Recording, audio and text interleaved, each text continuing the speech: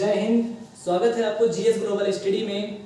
आज हम लोग पढ़ने वाले हैं क्लास 9th की एसएसटी, जो हमारा टॉपिक रह गया था। ठीक, नदियां हम लोगों ने कंप्लीट कर लिया था। नदियों के बाद में इसमें कुछ चीजें रह गई थी, जैसे झीलें, हमको झील पढ़ना है, जलप्रपात किसे कहते हैं, ठीक, और भारतीय अर्थव्यवस्था में नदियों का योगदान। ठीक, बस इतना इसमें रह गया था जो इस टॉपिक में। ये चैप्टर तीसरा है, तो इसमें इसको आज कंप्लीट करेंगे। ठीक, तो सबसे पहले देखते हैं कि जलप्रपात क्या है। ठीक, बिना देरी के स्टार्ट करते हैं। जलप्रपात, ठीक, जलप्रपात किसे कहते हैं और भारत का सबसे बड़ा जलप्रपात कौन सा है, यही तो क्वेश्चन एग्जाम में आते हैं कि जलप्रपात किसे कहते हैं, या फिर भारत का सबसे बड़ा जलप्रपात कौन सा है। तो पानी का, यानी किसी पानी का ऊंचाई से लंबवत रूप नीचे गिरना, ठीक, यानी लंबवत रूप से नीचे गिरना, पानी का ऊंचाई से लंबवत रूप से नीचे गिरना क्या कहलाता है, जलप्रपात। ठीक, किसी ऊंचाई वाले क्षेत्र से पानी का लंबवत रूप से नीचे गिरना क्या कहलाता है, जलप्रपात। जलप्रपात, पानी का किसी ऊंचाई से लंबवत रूप से नीचे गिरना क्या कहलाता है, जलप्रपात। देखा भी होगा कहीं पर फिल्मों में, या किसी पहाड़ी क्षेत्र से पानी बहुत ऊंचे से एकदम लंबवत रूप से नीचे गिर रहा है, तो क्या है वो, जलप्रपात है। ठीक, जैसे एक मूवी में देखा होगा बाहुबली, तो बाहुबली में जो पानी एकदम पहाड़ से ऊपर से लंबवत रूप से नीचे गिर रहा है, ठीक, तो क्या है वो जलप्रपात है। ठीक, तो जल का ऊंचाई से लंबवत रूप से नीचे गिरना क्या कहलाता है, जलप्रपात। भारत का सबसे बड़ा जलप्रपात है कुंचिकल जलप्रपात। कौन सा है, कुंचिकल जलप्रपात। कुंचिकल जलप्रपात, कुंचिकल जलप्रपात ये भारत का सबसे बड़ा जलप्रपात है, जो कर्नाटक राज्य में शिमोगा जनपद में, कर्नाटक राज्य के शिमोगा जनपद में किस नदी पर है ये, तो ये है बाराही नदी में, बाराही नदी पर। ठीक, तो कर्नाटक राज्य में कर्नाटक राज्य के शिमोगा जनपद में बाराही नदी पर स्थित कुंचिकल जलप्रपात ये भारत का सबसे ऊंचा जलप्रपात है। ठीक, ये भारत का सबसे ऊंचा जलप्रपात है, जिसकी ऊंचाई लगभग 455 मीटर के आसपास है। इसकी ऊंचाई 455 मीटर के आसपास इसकी ऊंचाई है, जो यहाँ से, यानी जो शिमोगा जनपद में बाराही नदी है, बाराही नदी, तो बाराही नदी ये बाराही नदी है, तो बाराही नदी का जल लंबवत रूप से नीचे गिरता है। ठीक, उसे जलप्रपात कहते हैं, और इस जलप्रपात की ऊंचाई लगभग 455 मीटर है। ठीक, और ये कहां पर है, कर्नाटक राज्य में। तो भारत का सबसे ऊंचा जलप्रपात कौन सा है, कुंचिकल जलप्रपात। ठीक, अब आगे बढ़ते हैं। अच्छा, सबसे इसमें नीचा नहीं हो सकता कि सबसे नीचा जलप्रपात कौन सा है, सबसे नीचा थोड़ी हो सकता है, सबसे नीचे जलप्रपात इसमें हो ही नहीं सकता है। जलप्रपात ऊंचे वाले को ही काउंट किया जाता है, नीचे वाला नहीं काउंट कर सकते हैं। ठीक, अभी जैसे मान लो अगर अपनी किसी क्षेत्र में देखते हैं, अगर अपने आसपास पड़ोस में अगर कोई जल लंबवत रूप से नीचे गिर रहा है, किसी बहके या बारिश का जल, तो उसको जलप्रपात बोल सकते हैं, नहीं बोल सकते हैं। लेकिन एक प्रकार से वो भी जल तो लंबवत रूप से नीचे गिर रहा है, तो वो इतने से गिर रहा है, लेकिन उसको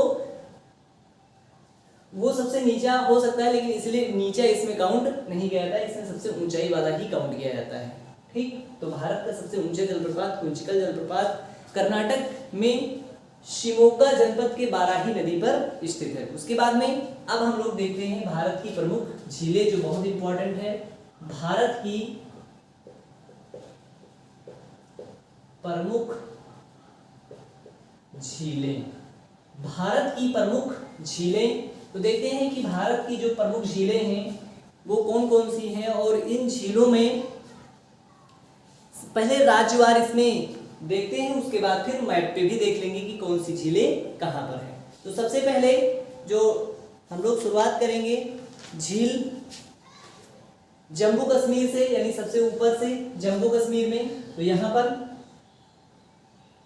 जम्मू कश्मीर, तो जम्मू कश्मीर में कितनी झीलें हैं, ये सारी झीलों को यहाँ पर देखना है। ठीक, तो जम्मू कश्मीर में झीलें हैं, यहाँ पर ऐसे काउंट करते हुए लिखते चलना। तो डल झील, ठीक, डल झील जम्मू कश्मीर में है। ऐसे नोट्स बनाना जिसमें राज्यवार झीलों को लिख लेना। ये नहीं कि अभी यहाँ पर डल झील लिखो उसके बाद चिल्का झील लिखो, तो फिर चिल्का झील ऐसे करके जो सांभर झील ऐसे लिखेंगे, खिचड़ी बना देंगे तो कभी नहीं याद होगा। पहले राज्यवार इसको अलग अलग करेंगे, उसके बाद में फिर इसको लिखेंगे। ठीक, तो पहले जम्मू कश्मीर की झीलें देखते हैं। जितनी झीलें जम्मू कश्मीर में हैं सारी की सारी झीलें लिख लेते हैं। पहली डल झील, दूसरा बूलर झील, कौन सी, बूलर झील।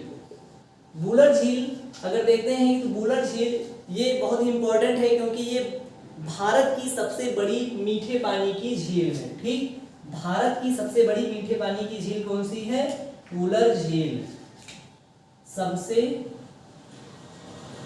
बड़ी मीठे पानी की झील। भारत की सबसे बड़ी मीठे पानी की झील कौन सी है, बूलर झील।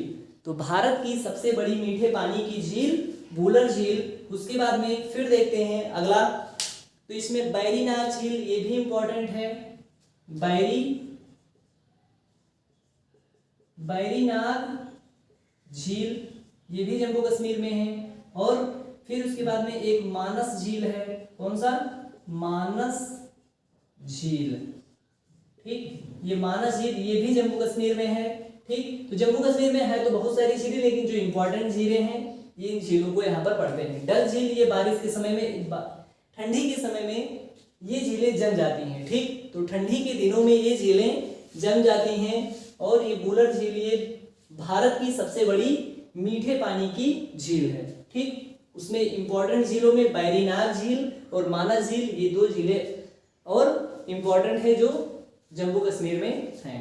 ठीक, उसके बाद में देखते हैं उत्तराखंड में।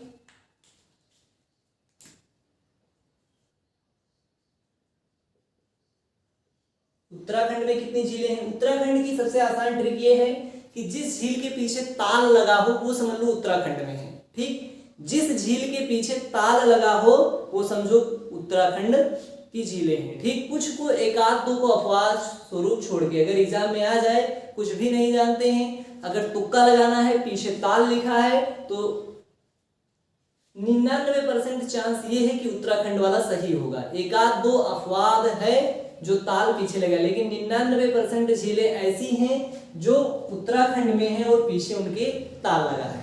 ठीक, जैसे सात ताल झील, एक यहाँ पर झील है सात ताल झील। ठीक, सात ताल झील। उसके बाद इसमें और भी इंपॉर्टेंट झीलें हैं, सात ताल, नैनीताल, ठीक, देवताल, नैनीताल। नैनीताल देखे नहीं देखे हैं, नैनीताल हो गया। और फिर नैनीताल के अलावा यहां पर देवताल,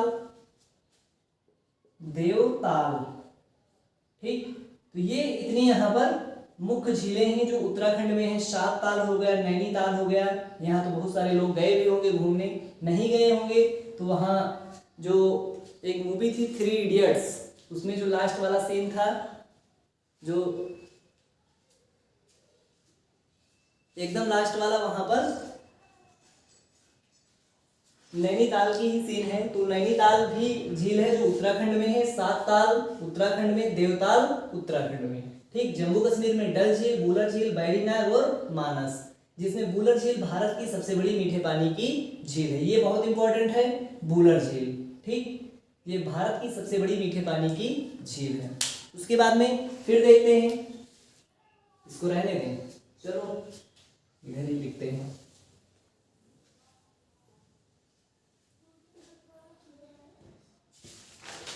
उसके बाद राजस्थान में देखते हैं।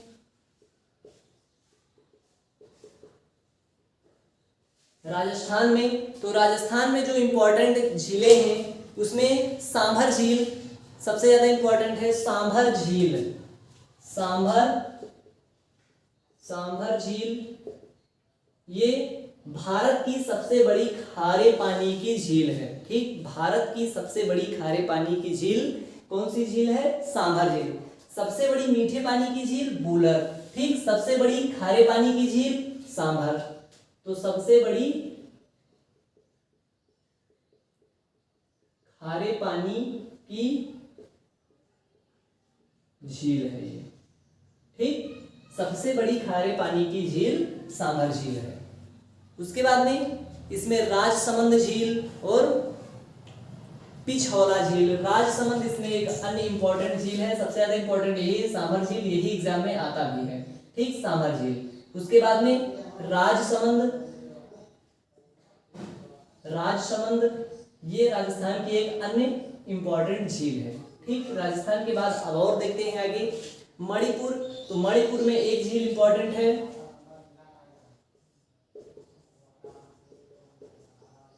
मणिपुर में लोकटक झील है। लोकटक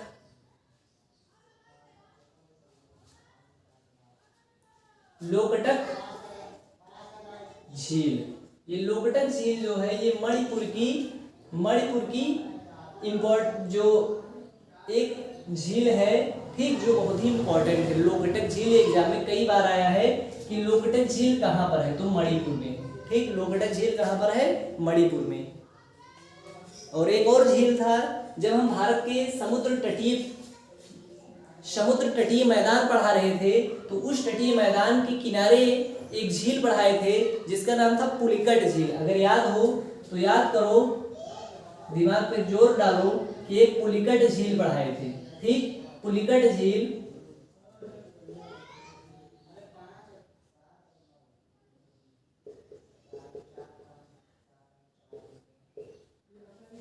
तमिलनाडु और आंध्र प्रदेश की सीमा पर है। तमिलनाडु और आंध्र प्रदेश की सीमा पर एक झील है जिसका नाम है पुलिकट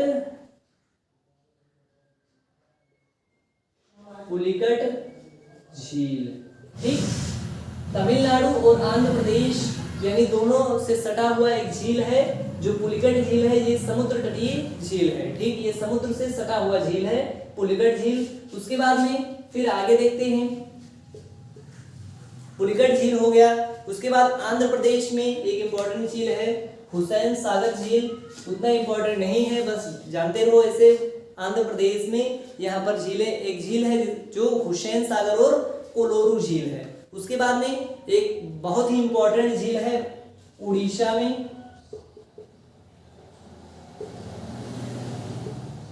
में चिल्का झील। कौन सी झील? चिल्का झील। ये बहुत ही इंपॉर्टेंट है। अगर भारत का मैप देखे हो, ठीक, तो इधर यहां पर एक छोटा सा कटक भी देखा होगा। मैप में एक छोटा सा कटक देखा होगा। अगर यहाँ पर ध्यान दो मैप के इधर पूर्वी हिस्से में, पूर्वी यानी बंगाल की खाड़ी के ऊपर, तो यहाँ पर एक छोटा सा कटक है।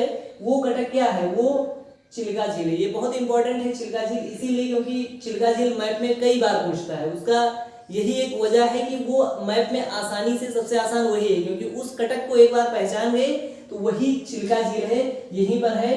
अगर इसको ध्यान से देखना तो यहाँ पर ये जो कटक है ये मैप में देखना तो यहीं पर मिलेगा चिल्का झील। ये सबसे बड़ी यानी लैगून झील यानी खारे पानी की समुद्र तटीय झील है। ठीक, खारे पानी की समुद्र तटीय झील है। ठीक, उसके बाद में महाराष्ट्र में एक लोनार झील है। महाराष्ट्र में एक लोनार झील है।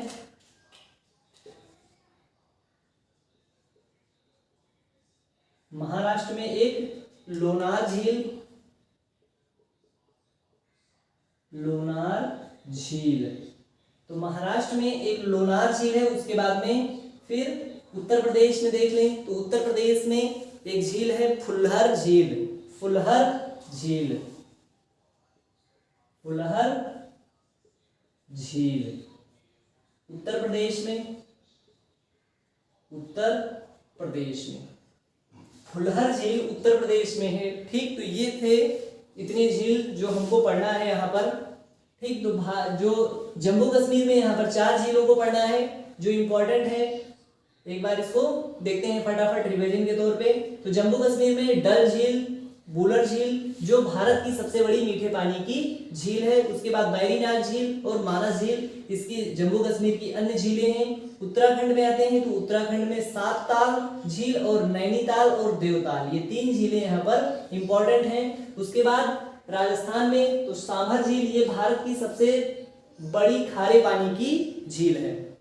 सबसे बड़ी खारे पानी की झील कौन सी है? सांभर झील। ठीक, और उसकी एक अन्य जो इंपॉर्टेंट झील है वो राजसमंद झील है। ठीक, फिर मणिपुर में आते हैं तो मणिपुर में लोकटक झील इंपॉर्टेंट है। तमिलनाडु और आंध्र प्रदेश दोनों से सटी हुई एक झील है पुलिकट झील। ठीक, उसके बाद उड़ीसा में चिल्का झील, ये भी बहुत इंपॉर्टेंट है। महाराष्ट्र में लोनार झील और फुल्हर झील उत्तर प्रदेश में। ठीक, तो फुल्हर झील उत्तर प्रदेश में स्थित है। उसके बाद में देखते हैं कि भारत की सबसे बड़ी कृत्रिम झील कौन सी है?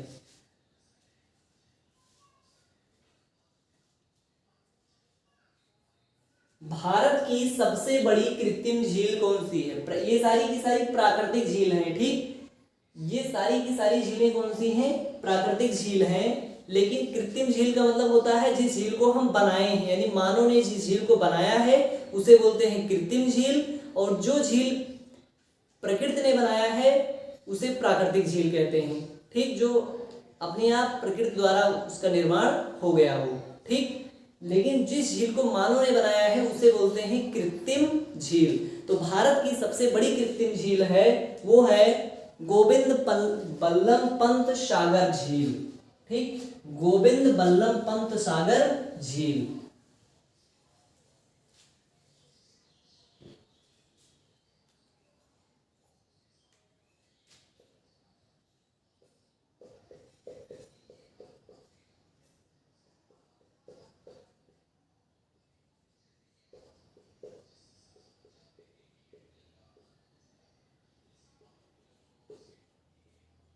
गोविंद बल्लभ पंत सागर झील ये उत्तर प्रदेश में स्थित है। कहां पर?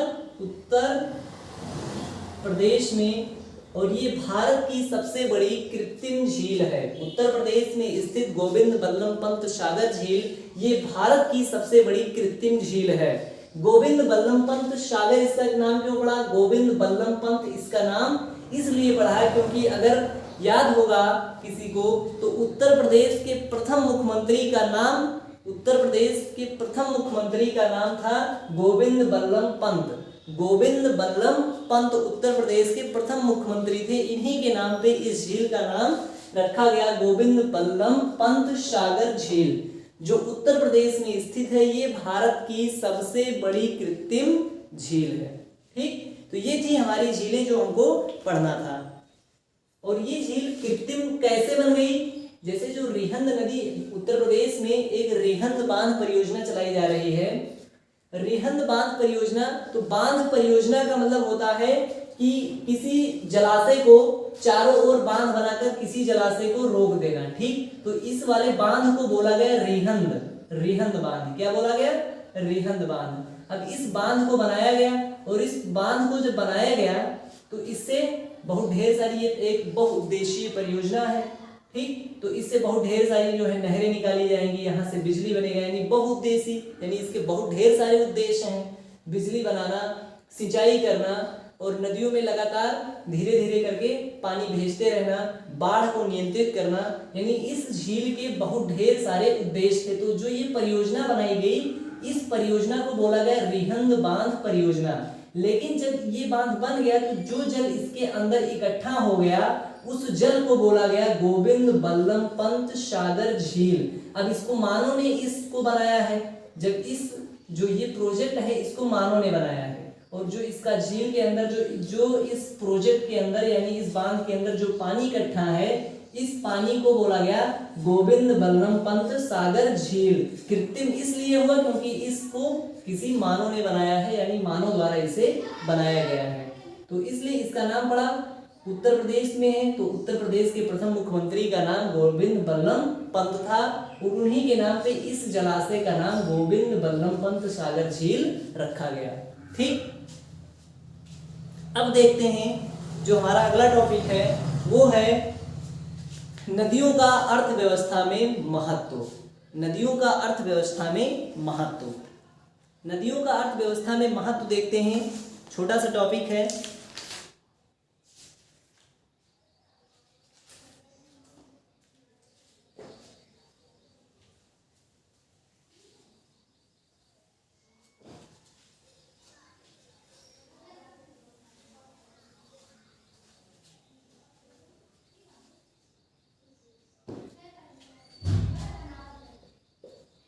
नदियों का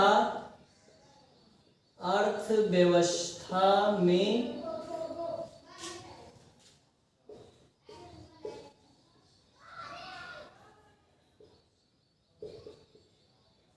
नदियों का अर्थव्यवस्था में महत्व, तो ये हमको देखना है नदियों का अर्थव्यवस्था में महत्व, नदियों का अर्थव्यवस्था में महत्व। देखते हैं, अगर इतिहास देखें नदियों का, तो प्राचीन काल से ही नदियों के किनारे जो धीरे धीरे जनसंख्या इकट्ठा होने लगी, और वो जनसंख्या नदियों के किनारे इसलिए इकट्ठा होने लगी क्योंकि अगर यहाँ कोई नदी है तो पहले कोई नलकूप की व्यवस्था नहीं थी।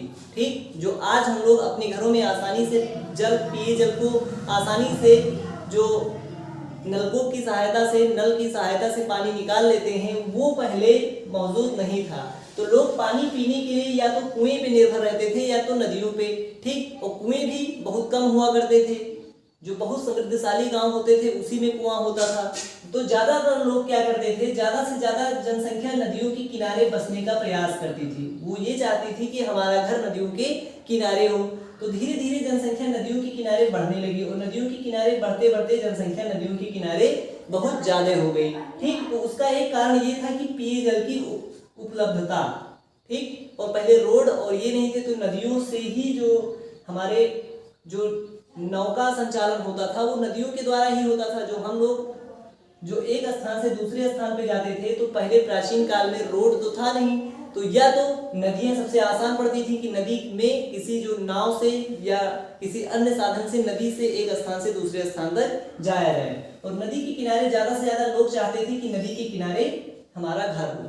ठीक, जैसे आज के समय में हाईवे के किनारे की जमीन की कीमत बहुत ज्यादा है, उसी प्रकार से पहले नदियों के किनारे यहाँ की जो जमीन थी इसकी कीमत ज्यादा थी। लोग ज्यादा से ज्यादा यहाँ पर रहने का प्रयास करते थे। ठीक, अब क्या हुआ कि जब ये नदियों के किनारे जो गांव थे वो धीरे धीरे बड़े होते गए, और बड़े होते होते ये धीरे धीरे गांव से शहर बन गए, और शहर से धीरे धीरे ये नगर बन गए। ठीक, और जब ये नगर बन गए तो यहाँ पर धीरे धीरे बहुत बड़े बड़े उद्योग भी स्थापित किए जाने लगे। और जब उद्योग स्थापित किए जाने लगे तो उद्योगों में जितने भी भारी उद्योग हैं, बड़े उद्योग हैं, उनको जल की बहुत ज्यादा जरूरत होती है। उनको जल की ज्यादा जरूरत होती है, तो वो जल यहाँ पर मान लो अगर कोई बड़ी फैक्ट्री लग गई तो इनको जल की जरूरत होगी, तो जल इनको इसी नदी से आसानी से मिल जाएगा। ठीक, अगर कोई लोहा बनाने वाली कंपनी है तो इसको जल की बहुत ज्यादा जरूरत है। अभी लोहा बनाने वाली कंपनी को जल चाहिए, जब लोहा गर्म हो जाता है तो उसको ठंडा करने के लिए बहुत भारी मात्रा में जल चाहिए, तो नदी से ये जल ले लेगा। ठीक, अब ये इसका जब ये वाला जल जो इसने लिया है ये भी गर्म हो गया, खराब हो गया, तो इस नदी जो ये जल है इसको फेंकेगा, तो ये क्या करता है कि वापस नदी में भेज देता है। ठीक, तो इससे एक फायदा इनका ये हुआ कि पानी के लिए इनको बहुत ज्यादा इधर उधर जाने की या बहुत ज्यादा व्यवस्था करने की जरूरत नहीं पड़ी, क्योंकि इधर से नदियों से ही ये जल ले लेते हैं। जब जो जल खराब हो जाता है फिर वापस नदी में ये जल भेज भी देते हैं। तो नदियों का अर्थव्यवस्था में महत्वपूर्ण भूमिका है। नदियां कृषि के उपजाऊ भूमि यानी जलोढ़ मृदा का निर्माण करती हैं। ठीक, तो कृषि के क्षेत्र में नदियों का योगदान है, और हमारी अर्थव्यवस्था में यानी परिवहन के साधनों में भी नदियों का बहुत योगदान है, क्योंकि अगर हम परिवहन के साधन में ही देखें तो जो हमारे आंतरिक जल परिवहन है, जो आगे क्लास 10th में पढ़ेंगे कि परिवहन के साधन, तब वहां पर नदियों द्वारा परिवहन पड़ेगा। ठीक, तो भारतीय अर्थव्यवस्था में नदियों का बहुत ही महत्वपूर्ण योगदान है।